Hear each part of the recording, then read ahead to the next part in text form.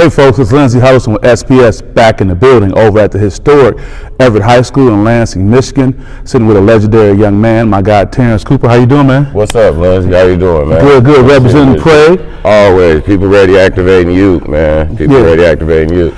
I consider myself in SPS a keeper of the culture, meaning that being able to connect with the right people who are making the right kind of moves. I can be in Detroit one day talking to a parent of a Division I athlete trying to figure out what the anatomy is, what it takes to make someone to be able to do that. But here I get a chance to talk to someone who's been in the trenches, been working really hard. You are able to be in a space, Terrance, that a lot of adults aren't able to be in because you're able to connect with the young people, not just those who are A students on their way to college, but those who may have their hands dirty a little bit, those who may have made some bad decisions. But I think, you know, if you look at what you're able to do, let's talk a little bit more about who you are that enables you to do that. And before we let you go with that, you've been very candid with me over the years, very honest with me, sharing about your background, the things you learned from and things like that. So why don't you take a moment and just continue that conversation and tell me, who is Terrance Cooper and how do you get to this point? It's just one of those things, man. A lot of people, they know the history. I was born in St. Louis, Missouri. I came here, did a slight stint at Whole School, Lansing schools, and I went back to Missouri to finish my high school education, played ball a year or so after high school, and then I decided to move back to Lansing in about 1997. When I moved back to Lansing, though, I kind of brought that St. Louis lifestyle with me. Brought the Lou with you? Yeah, I kind of brought the Lou with me, or the ways that I was acting on. I was kind of, you know, we was gang banging down there, man, doing drugs. I mean, we was doing drugs, selling drugs, like since, you know, I can remember. Now, hold on for a minute. I'm sitting here with you and you being upfront and honest about some of your past transgressions. Why is it important for you to be comfortable sharing that with people? I think the main thing is that with everything going on and with the favor that God has put on my life and the things that he has done for me and the positions that he's beginning to put me in, I feel like, you know, people will try to use, they'll try to use your past and try to use things that you've done before to try to discredit you for the things that you're doing now.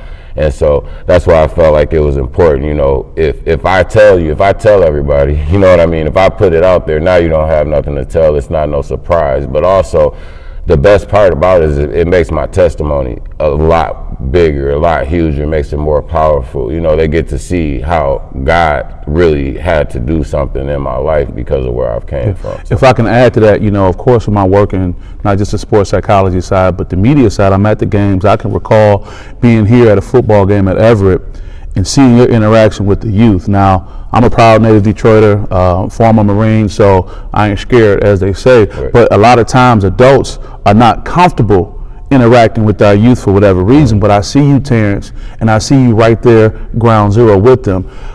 Do you think that your past experience and the things you went through, I won't go as far as say it's giving you a superpower, but giving you another way to be able to connect with them to be impactful? Yeah, I think that too. Like a lot of them are attracted to that side of it, but another part of it is that it taught me like I can handle those situations. Like with drug abuse or doing drugs, I can tell the kids that maybe have, you know, are experimenting with drugs and experimenting with things, being, you know, that I abused drugs for the amount of time that I did, you know, before I got incarcerated, you know what I mean? So, and then with the like gang banging and stuff, being in that culture and actually going through some of that stuff, I understand what they're going through. I actually had a youth, man, he one of my guys, man, that goes to Everett High School, and he said, "Coach, the adults don't understand us." And they was like, "You understand us, you and AB understand us." And that really like, that hit home to me, like, and I was wondering like, what is it, could it be? But it's just that we understand where they're coming from, and we realize that nobody's gonna be perfect. Everybody's gonna make mistakes. The difference is everybody don't get caught. Right. You get what I'm saying? Everybody don't know. Everybody's not an open book. Like you might have people that have suffered from drug abuse or that are doing drugs now. You could have people that are doing drugs currently right now, and you don't know nothing about it. Right. See, functioning. Exactly. And they're doing their thing and they're doing it, but it's hidden, and so nobody knows, or they may have had a problem and nobody knows that they had that problem because they never put it out there and never shared it, you know what I mean, with anybody. And that's the difference is just like even with me and with prison. With prison, I got caught doing what I was doing. Okay, so from prison, like even like coming from prison. So you're being open about being incarcerated too? Yeah, prison, man. Like I know this sounds funny to a lot of people, but it's not.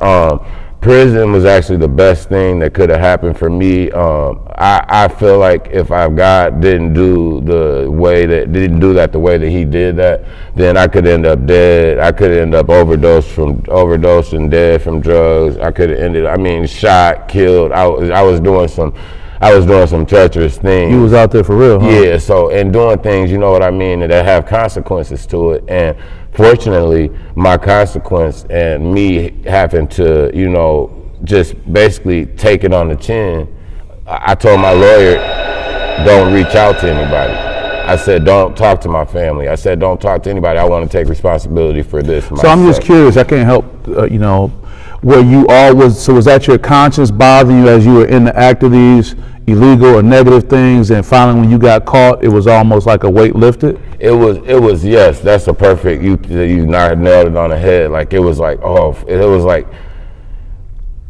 taking responsibility, but finally you got a chance. It was like a chance to me. And that sounds so, because it's in there, you waiting to get your court date, you waiting for this and you waiting for that. But as I was laying in there and waiting on my court date and waiting to go see the judge, I was actually like, man, I might need this. You know what I mean? I might need to get away. We're so conditioned to say, okay, how do I get out of this situation? But then that time made you think a little bit more. Man, reading, educating myself, learned a lot of things. And I'm not gonna say prison like made me all the way perfect. I made some mistakes after I came home. But the thing is it put me on a path where I had to stand on my own 10. And that's where a lot of us that's where we have the issues at, where we try to stand on our own 10. You know what I mean? You have to be yourself. Well, that's hard because you come out, you can't look the way you want to look, you can't get the things you want to get. You're forced to be humble. People not, giving you their props because we're a materialistic society. We want to know about you. So, how do you work your way through that? How have you worked your way through that, Terrance? My thing is just being open. Like I said, Lindsay, it's about being an open book with everybody. I have to thank Miss Gundrum, Jamie Gundrum. I have to thank Amy Hodgson out in Dansville, because those two women, they took a chance on me. And with felonies and with all the stuff with the drug abuse and all the things, people I overdosed 3 times. The devil really tried to take me out. People don't even know this. Like, I overdosed 3 times from taking prescription meds, and I was actually prescribed these meds that I was taking, but I took them so much in my body, my body I wasn't able to take that much as I thought I could. The pain was hurting, and so I overdosed 3 times. That 3rd time though, when I came back out, it was like, that's your weight. Like, God said, look, this your last chance. That's it. This is it. Like, you can't keep on doing this to your family. You can't keep on doing this to the people around you. You can't do all. You have to switch it up. And from that point on, even though I thought I was helping the kids, I thought I was doing all this, and I thought I was doing this, so he began to teach me that you have to have get your family life right first. You have to have your life first to truly make an impact. So I could be in all the schools every day and be all out in the city and stomping the ground, but if I'm doing the same exact things that I'm asking the kids not to, carrying around guns, looking for beef, looking for ops, and looking for things like that, then why are they listening to me? Why would they listen to me? It's just like a kid. If you tell a kid, your child, don't cuss, but you're constantly dropping F-bombs, or you're constantly yelling, or you're constantly screaming, then when your kid repeats that behavior, then you can't be upset with your kid, because they learn from us. Everything is a learned behavior. And it's even for me, like, I wasn't around drugs and gangbanging growing up. I actually grew up with my mom in the church. I actually grew up with good people around me. But I don't know if you believe in it, but generational curses, there are things that I had and from generations before in my family, from drug addiction to selling drugs to gang banging to kick doors to all that. Wow. and I'm way 500 miles away. Yet that spirit still came. That spirit still was drawn to it. It was still drawn to it. So when I got here, it was like a walk in the park. You know what I mean? Because it wasn't as tough as St. Louis, so to speak. I understand. And so the thing is, it was easy for me to get my hands on this. It was easy for me to get my hands on. Because you were processing things from how it was in St. Louis to. Exactly. I'll tell you the quick story. When I came up here from Detroit, what blew me away, Terrance, is that there was no bulletproof glass in the stores. Right. And I was like, wow. Yeah. Because I come from a space where it's like that. Let me just.